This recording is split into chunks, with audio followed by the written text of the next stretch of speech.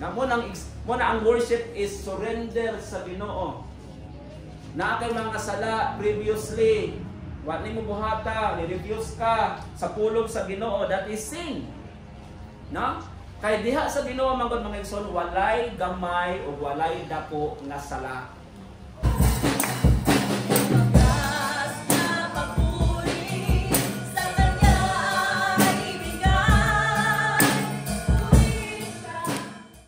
Makasala ka, tanan mga igsoon, equivalent, parehas na weight. Di para sa kalibutan ba nga, murder. So, nakay life sentence. Pero naay parol, makagawa sa lagapon ka. Pero sa Ginoo mga igsoon, bisag unsang klaseng sala imo ang na-commit, that is one equivalent, that is one measure. Pareho sa lagapon na mga igsoon og weight. Parehas og timbang mga igsoon. Hallelujah, because sin is missing the mark. Amen. Missing the mark ang sin. So muna nga kung imo ang imong gilimon ang imong mga sala, na dili ka magmauswagon bisag unsa nimo kayod mga igsoon. Dili magmauswagon ang tao. Apan kung isulti mo kini og gisulti ha. Unsa gibuhat? Gisulti dayon talikdan. That means nga ni about face ka. No? Ni about face ka, kaluyan ka sa Dios. Ingon ang Proverbs chapter 28:13. And which is true. No, kung kabalo kang nasayop na niya, dili madalag hangyo ang Ginoo kay white is white, black is black, dili man pud mo tolerate ang Dios. God is not ang Dios mga igsoon, dili siya mo kuwanog tao. No, dili siya mulanta og tao nga kana siya kay kini mayong moampo so ako ani siyang pasayloon kani siya ako sa tagag pabor dili. No? Ang Dios may son dili ingon ana. He will not manipulate. No? He will not manipulate. No?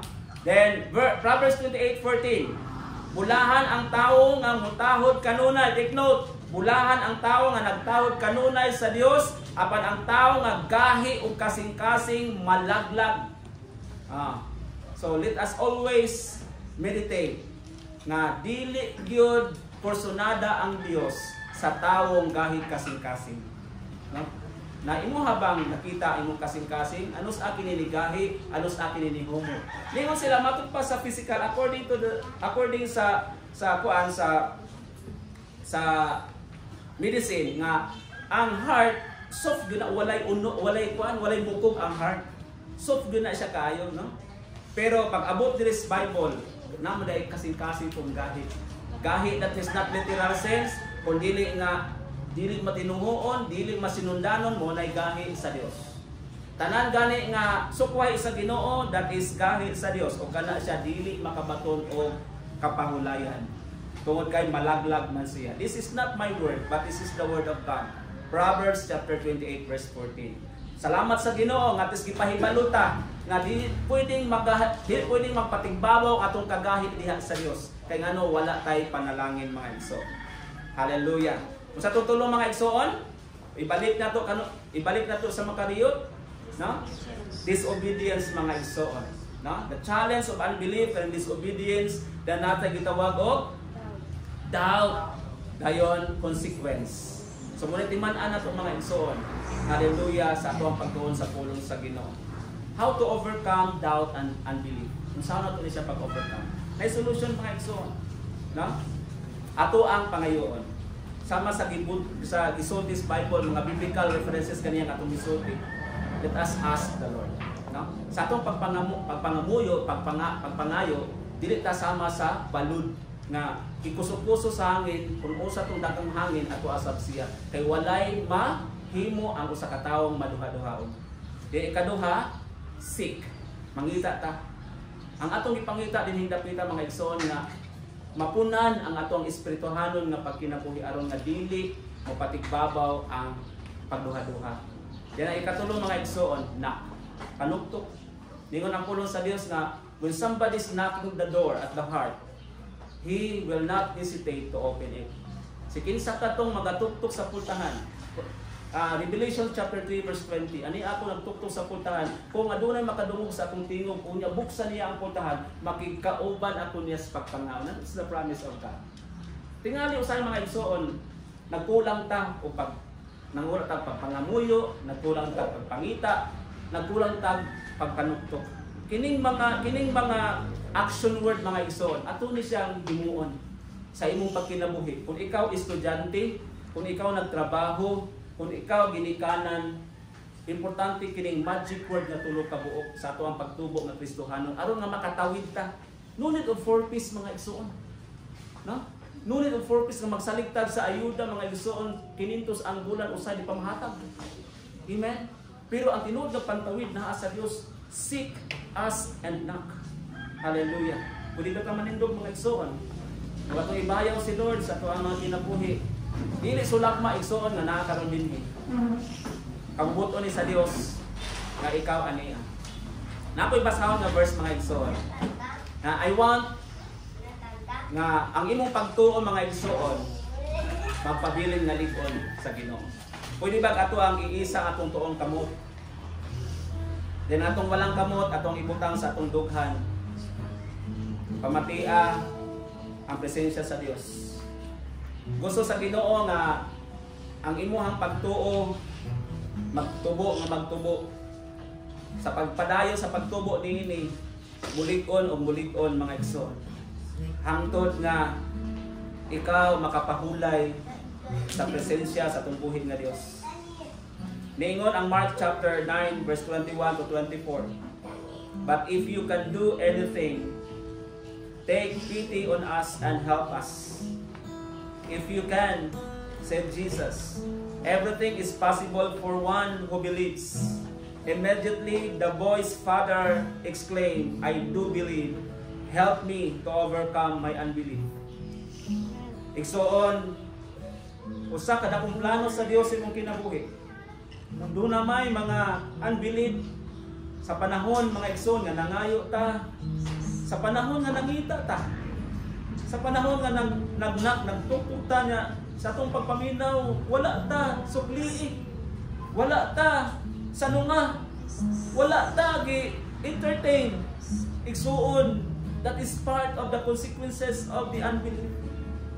Gusto sa Dios mga igsoon nga you will ask more and more, and you will seek more and more, and you will knock more and more. Ayaw punong igsoon.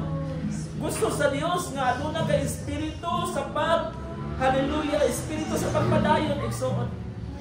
Wala tatawag ka sa Dios aron muhunong. Wala tatawag ka sa Dios aron magpatibabaw ang ato ang unbelief. Wala tatawag ka sa Ginoo mga igsoon aron nga ma-defeated ang purpose sa Dios. Apan gitawag tas Ginoo aron mo pahulay ta diha sa iyang presensya mga igsoon. Sama sa usa ka anak, nag-ampo siya, I do believe. Help me to overcome my unbelief. Imuha ni mga pag-ampo igsoon sa imuhang tindugan karon. I'm pretty sure nga ikaw liguon sa Dios. Start praying in the name of Jesus. Pangayuan sa Dios, pasaylo sa Ginoo nga dunay panahon nga nihunong ka, dunay panahon nga wala ka kapangayo, dunay panahon nga wala ka nangita, dunay panahon nga wala nimo sa lunga ang Dios. Come on church, hallelujah. The Lord needs you. Nakinahanglan ang Dios nimo, paminawon ka sa Dios karon. Nadunggan ka sa Ginoo karon, ang imong sitwasyon karon kung duna kay kalisdanan, ayaw hunong sa pagpangayo. Kung duna kay kalisdanan, ayaw hunong igsoon sa pagpangita o solusyon. Kung duna kay kasutanan, ayaw hunong igsoon, hallelujah, sa pagpangita, sa pagtuktok mga igsoon. Open ang Dios sa tanan nga matilun-anon. Open ang Dios nga dunay mga kasing-kasing nga nagtuo nga dunay Dios. Hallelujah. Yes Lord, dalaygon ka sa walay katapusan Ginoo. Salamat sa imong paghigugma sa among mga kinabuhi. Salamat Ginoo nga naa ka kanunay Lord God. Kanunay Ginoo Dios. Hallelujah. Nagpuno Ginoo Ginoo, sa among mga emptiness. Salamat, Lord, nga sa panahon nga kami, Ginoo, hallelujah, nagmaluyahon. Sa panahon nga kami nagduwa-duwa. Ana ang imong grasya, Ginoo Dios, nagpatulo ka namo. Ana ang imong gahom, Ginoo Dios, aron kami makapadayon. Aron makatulog, padayon namo, Ginoo Dios, na pagpangamuyo niya kanimo. Mangita, Ginoo Dios, sa imong dagway, Lord God. Hallelujah. If we seek, and if we are going to seek you, Father God, hallelujah, makita namo, Ginoo Dios, ang imong pagkamatarong, ang imong pagkamaayo, Ginoo. Dalayon ka sa walay katapusan, Ginoo Dios. Wala sa imong gahom, Ginoo, ang imong mga katawhan. Aron wala, Ginoo Dios, ang mga pagduwa-duha, Ginoo Dios. Hallelujah. Salamat kayo, Ginoo, sa imong bugmag sa mga kinabuhi. Salamat, Ginoo, na ikaw ang mas labaw sa among pagduwa-duha. Salamat, Lord. Yes, Jesus.